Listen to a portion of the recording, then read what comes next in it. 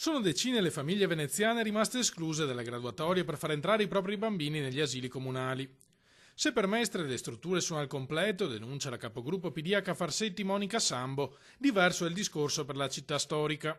Vi sono alcuni asili che, pur avendo una capienza massima superiore, sono stati attivati un numero di posti. Faccio un esempio per tutti: il Gabbiano ha 50 posti di capienza massima, ma sono stati accolti solo 30 bambini.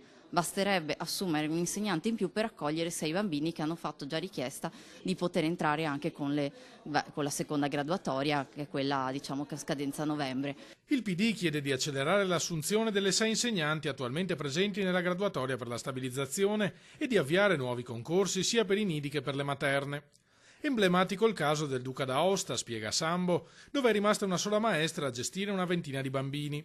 Mamma e papà ci hanno contattati per esprimere la loro preoccupazione. Riteniamo sia assolutamente necessario che ai bambini venga garantita la massima presenza delle maestre all'interno degli asili stessi, quindi su questo faremo assolutamente battaglia.